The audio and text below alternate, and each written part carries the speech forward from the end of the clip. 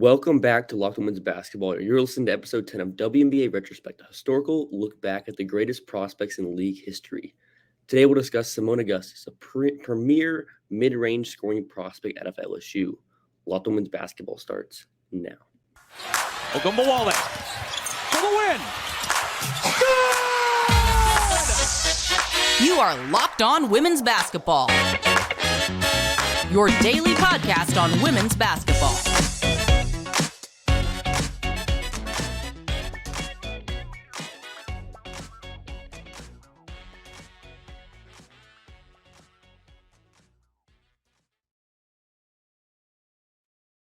You are Locked On Women's Basketball. Thanks for making us your first listen every day. We are free and available wherever you get your podcast and on YouTube. My name is Hunter Cruse. I'm your Saturday host covering the WNBA and prospect scouting. I'm joined by co-hosts Adler and Lincoln Shafer. Covers the WNBA in the New York market with a focus on player development and the trends within the game. Lincoln is our biomechanics guru. You can follow him on Twitter at Dovinia_. This episode is brought to you by FanDuel Sportsbook, the official sportsbook of Locked On.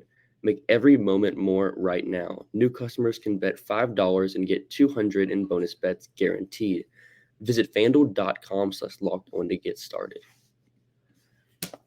As I said, our conversation subject today is LSU's Seimone Augustus. So let's take you back to 2006.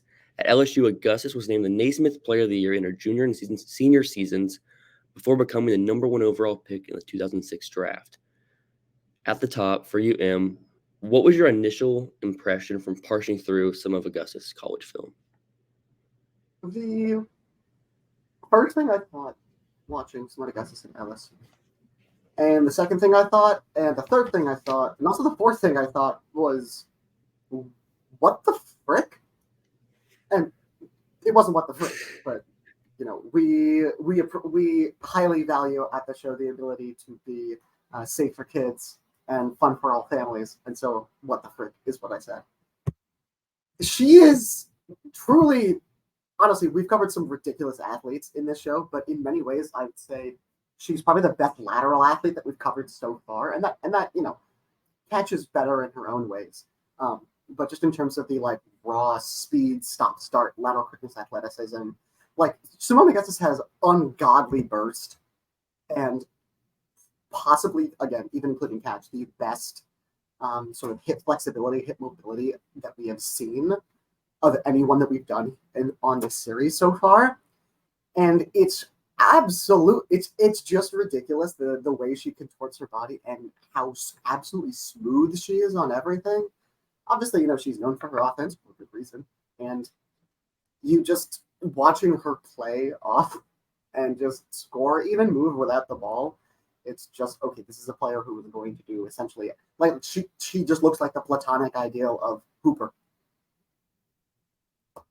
Yeah, she's like the ideal shooting guard prospect, but in a big wings body.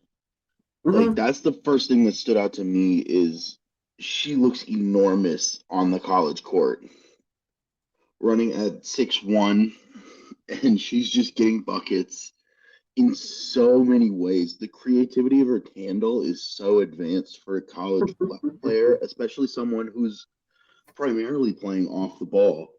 It's like, if you take all of the 6'1" college basketball players in women's basketball history, I'm not sure how many you're finding with a better and more creative handle than Seimone Augustus.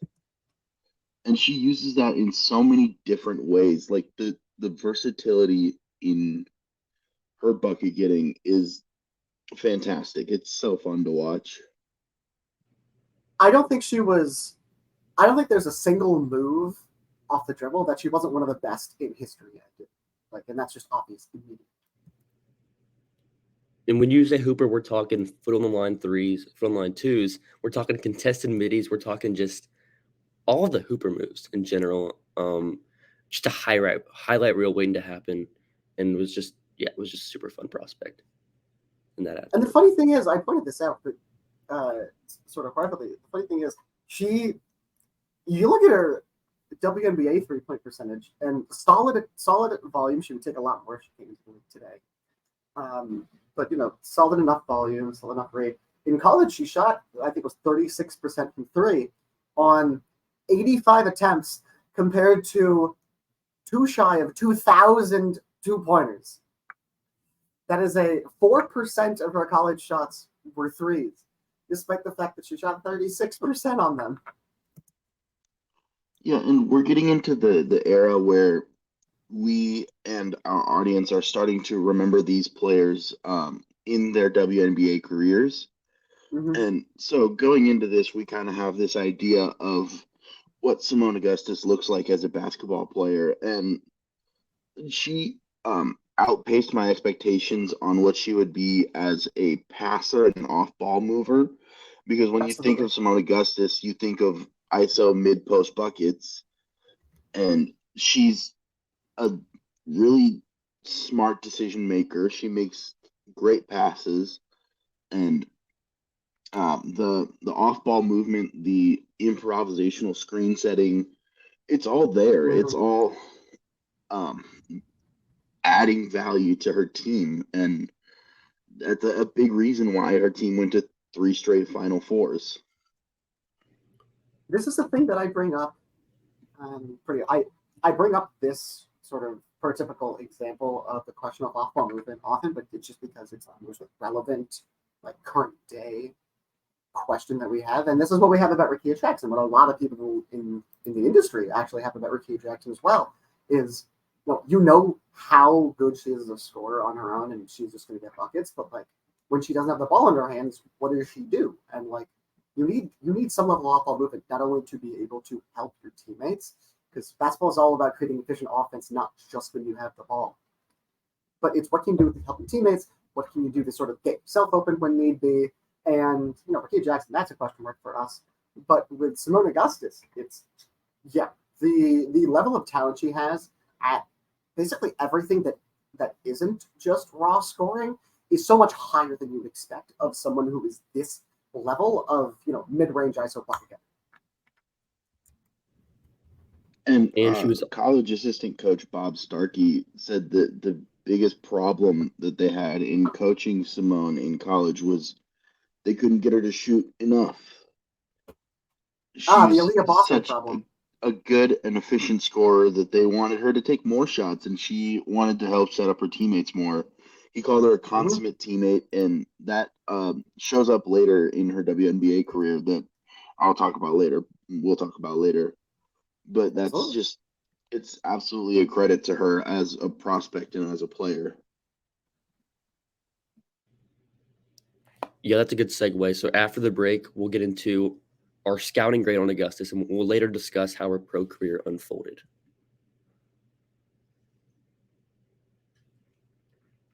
Football season is about to kick off, and FanDuel is giving you the chance to win all season long, because right now you can bet on a Super Bowl winner. You can get bonus bets every time they win in the regular season. Just pick any team to win the Super Bowl, and you'll get bonus bets for every victory.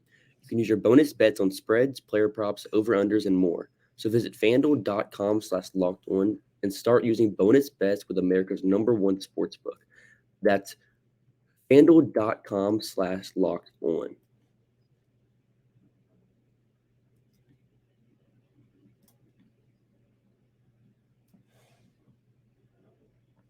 Welcome back. I'm your host, Hunter Cruse, and thanks for joining us. Let's get into our scouting grade on Augustus, solely based on the film we watched pre-WNBA, taking into account the current state of the league at the time, rather than an emphasis on current team building and schematic philosophies.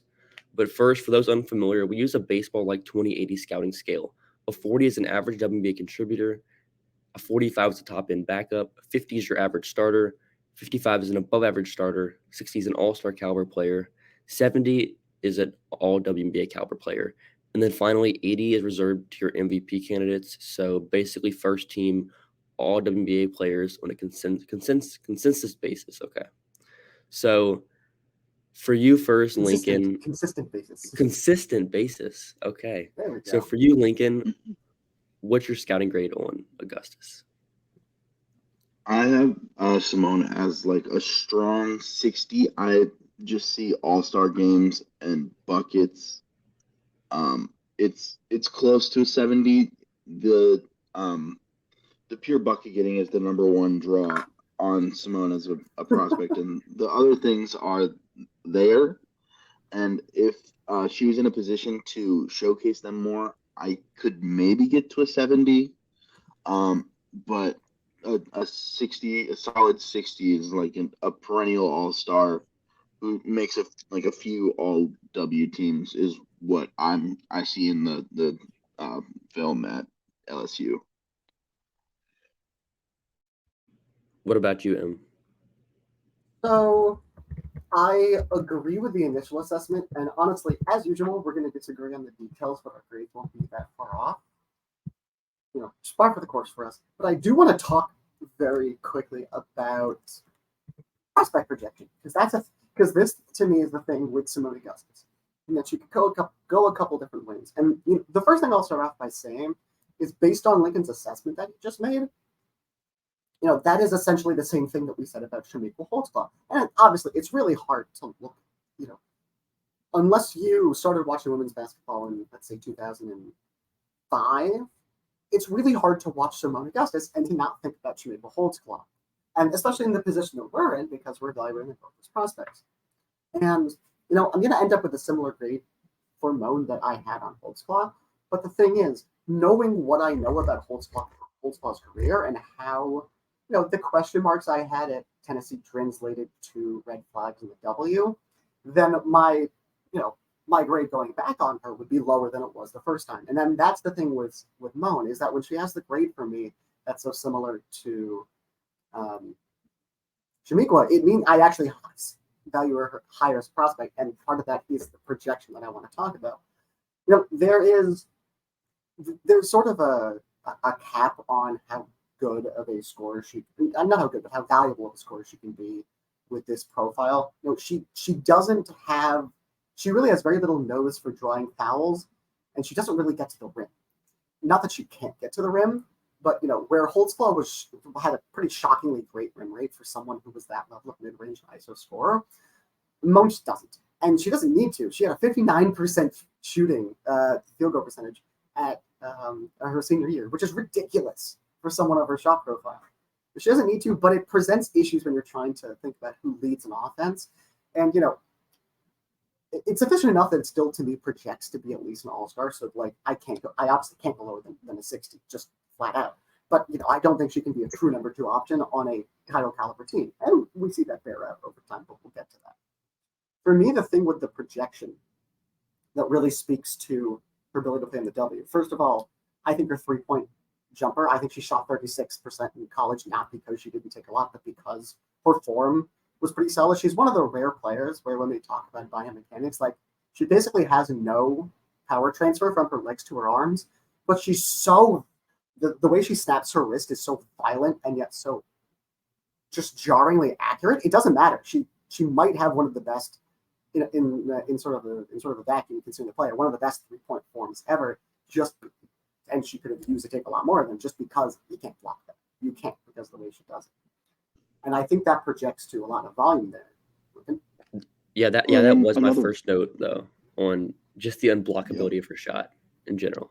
Yeah. She shoots at the absolute apex of her jump, but I am noting that in 2005, 2006 in college women's basketball, they played with the shorter 3-point line, which allows her to get some of those shots off in ways that would look a little different now. She's taking 19 footers with her foot on the line when that's 2 feet inside the line today.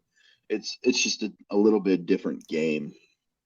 Of course. And the thing for me in comparison to Holtzclaw again was, Holtzclaw, first of all, barely took threes, but even when she did, even when her foot was on the line on 2s in college, and this got a lot better in W, but in college, she was airballing them so much because of that. And I think just in contrast, it's pretty ridiculous how Moan was able to shoot despite that form. But the other thing for me in terms of the projectability, her defensive sort of raw skills, her defensive tools, that's what I'm looking for, they're kind of absurd, especially for someone who has, again, this offensive profile, but also, even as they wanted her to shoot more, does as much as she did on offense. I mean, she won Player of the Year there for a reason with that volume. But she has her hip mobility on defense is absolutely incredible. She has really good lateral quickness. And, unlike with Diana, who had those sorts of things and could do good closeouts, but, you basically never saw it, you routinely see that Moan actually has like elite closing speed as well. She is so good at all the physical stuff when she wants to. And thankfully, she wants to a decent amount of the time.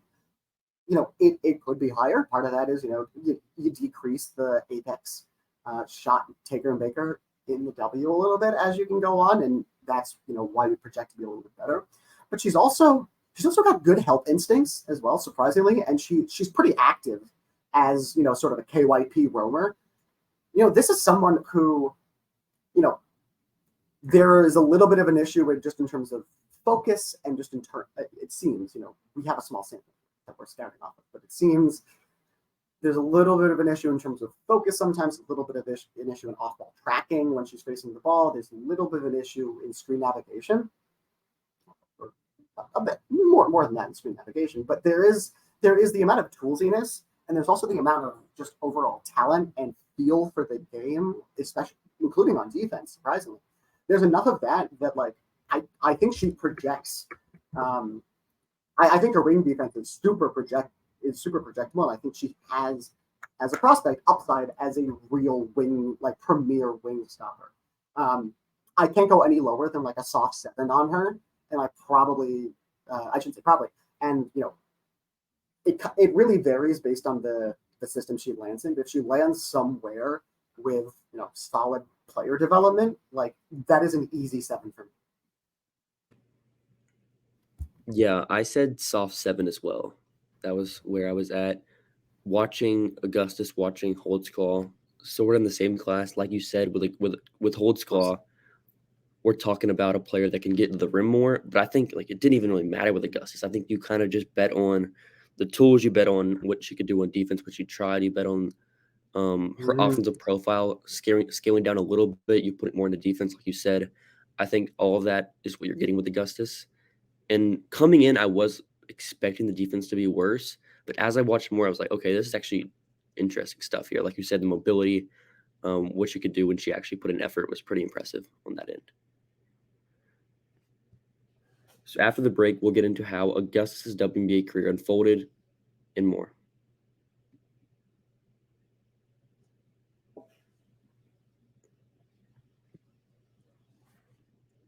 All right.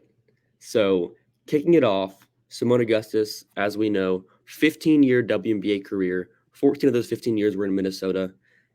One of the most impactful rookies in WNBA history, single-handedly. She averaged 21.9 points, 3.8 rebounds, and she did up the three-point volume, which is one thing we talked about with her scouting profile. She ended up shooting 35% on over 2 attempts per game. So is this sort of something you would have expected from watching her college tape, that jump, or is it just like an outlier development, so to speak? Well, I think that depends a little bit. Like I said, sort of a projectable three-pointer, very projectable wing defense as well. And I think for that reason, when we do the comps for this player type, honestly, it's kind of trite. It's not kind of trite. That's not what we're looking for. It's kind of cliche, hackneyed, if you will. But the only one I have is frankly like, what if Shamiko Holtzclaw, but she just didn't have almost all of the red flags that Shamiko Holtzclaw came with, and that. Again, I don't want to be disrespectful with that comp because we did Shamiko Holtzclaw here 2 months ago, and one of the things that we were all saying was this is one of the coolest and just 6 players we've watched. But as we go through this, part of it is learning the lessons of players past and how we can apply that to current scouting. And with Shamiko, I think the main lesson for me at least was when there are big structural red flags or even just yellow flags in someone's profile. Those are really hard to fix. And so you look at someone like Moen, and it's, I'm not concerned about the lack of two-player game playmaking. I'm not concerned about the lack of defensive tools and the lack of help instincts. I'm not concerned about the horrible inaccuracy from 3. And beyond that, again, doesn't get to the rim much, doesn't draw fouls. Those are the two things that Holtzclaw excelled in that she doesn't.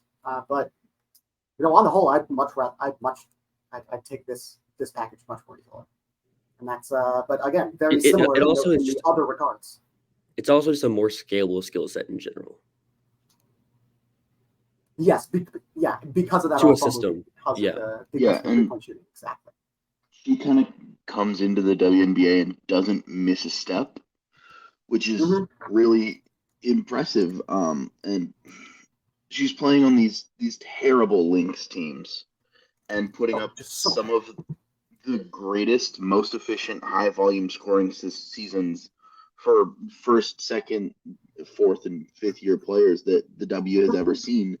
Like, for her first 2 years, she goes from scoring 21 points a game to almost 23 points per game, and her efficiency takes a massive leap from her first to her second year. And it's just, like, one of the greatest high-volume scoring seasons in WNBA history on a team that goes, I think, 10-24. And you can see, like, a clear line of demarcation in Simone's WNBA career of the pre-Cheryl Reeve, Rebecca Brunson, Maya Moore era and the post-Cheryl Reeve, Rebecca Brunson, Maya Moore era, where she goes from scoring 22 points per game to scoring like 16. How do either end of those of that deep line of demarcation, how does that compare to the comps that you had coming into this? Yeah, that's my ace segue. There's like a strong line of two guards that you could honestly fit Seimone Augustus straight into. There's the Sports Illustrated cover from her age 14, where they could say, "Is this the women's Michael Jordan?" Which second player without that we've done the rim volume to Michael Jordan, of course. Yeah, there's a little bit of like old Kobe in her game, a little bit of Tracy McGrady, a lot of Allen Iverson. That's fun. That's a good one.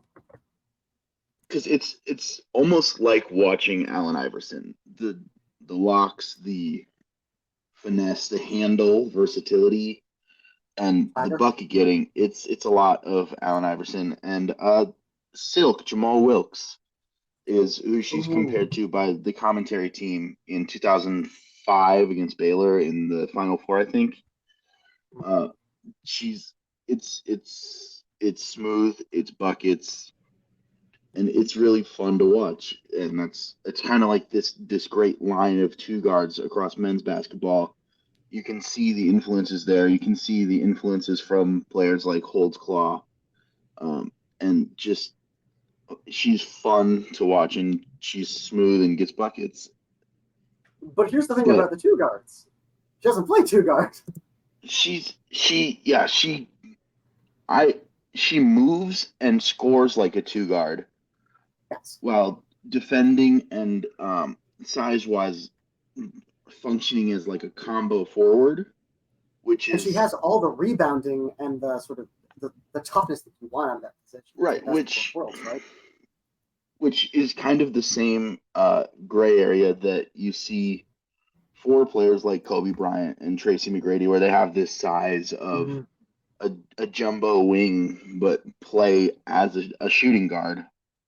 But that difference in early Simone and post Maya Simone it kind of speaks to that idea of Bob Starkey's calling her a consummate teammate.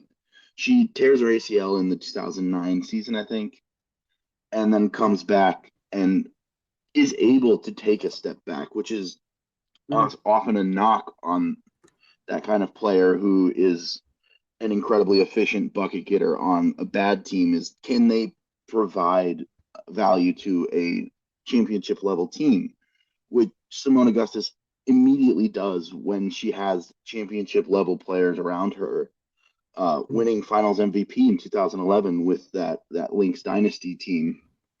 She just is able to take a step back, that scalability where she can play off the ball better than a lot of these on-ball scoring guards.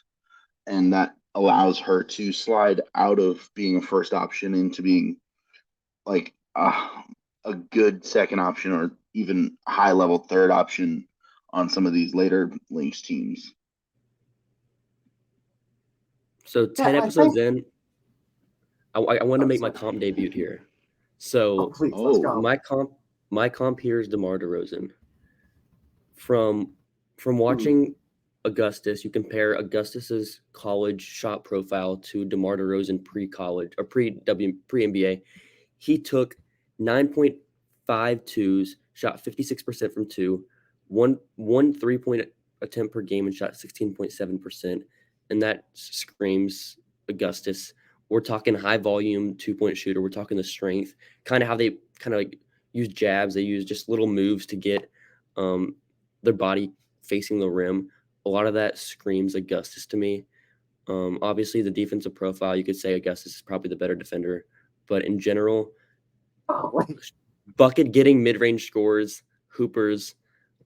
That's what I'm going with there. I like that comp too because DeMar DeRozan obviously wasn't much of a playmaker in Toronto, although he could.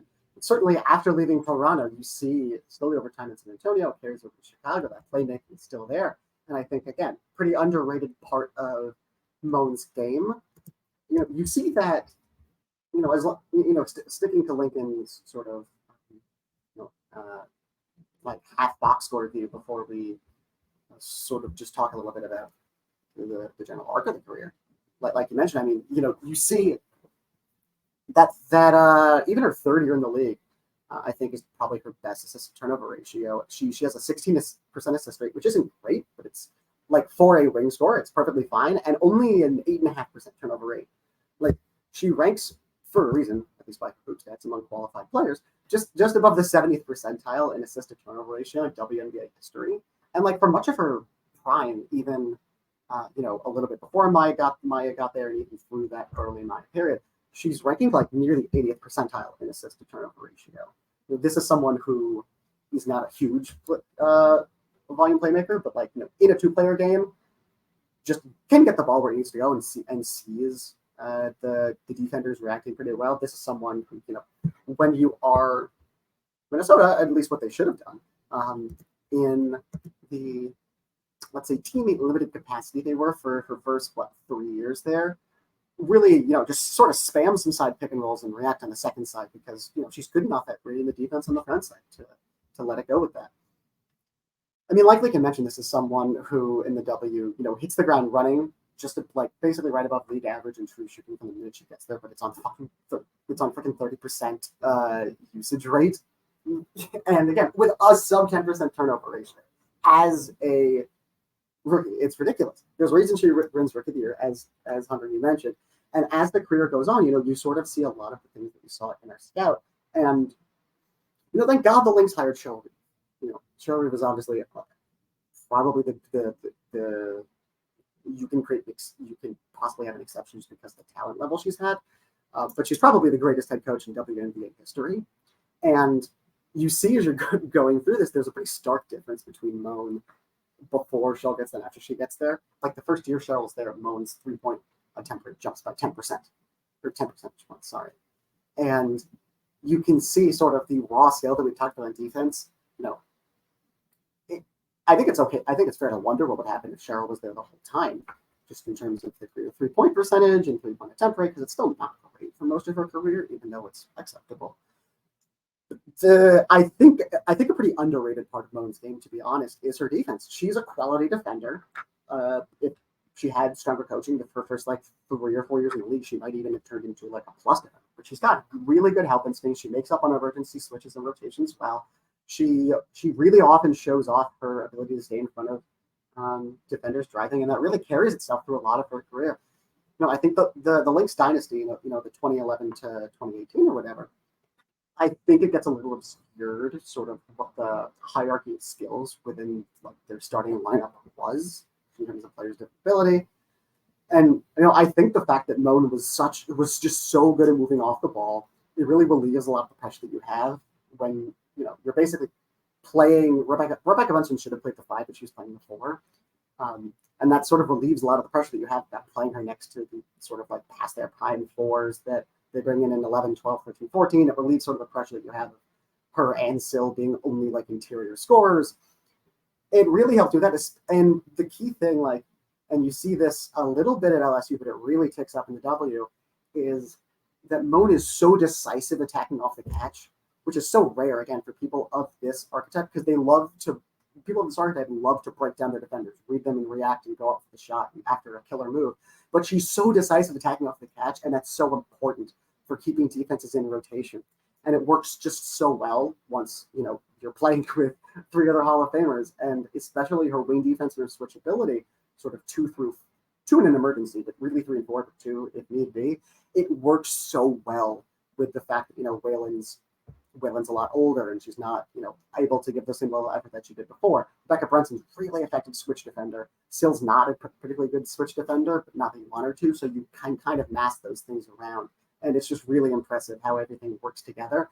And again, I think this is someone who, despite being like almost the unanimous best bucket getter in league history, is still, I think, underrated just because of those team contributions on all-time ranking scale. Like, no doubt top 15 player. Or I should say no doubt top 20 player. I think if she played with a coach who really taught her to get to the rim and to shoot more threes, we're talking easily about a borderline top 10 player. Okay. Thanks for making Ultimates Basketball your first listen every day. Join the team back next week for continued coverage of the WNBA and women's basketball as a whole. To recap, our consensus grade on Augustus was a solid 7 for this one. And from our series so far, to also recap, we have 5 prospects that have earned a 70 grade. That is Holdsclaw. Lauren Jackson had an 80. Tamika Catchings had a 70 plus. DT had a hard 70, going closer to 70 plus. And then we also have Seimone Augustus with a 70, a soft 70. So next week, do you think next week might also crack that list? Guaranteed. We'll be talking back. We'll be talking about Candace Parker next week, who going into this, we kind of anticipated her to be the top prospect on this list. And what are the chances that comes to fruition? We'll see. Probably, 99%. but we'll see. Have a great rest of your weekend, everyone.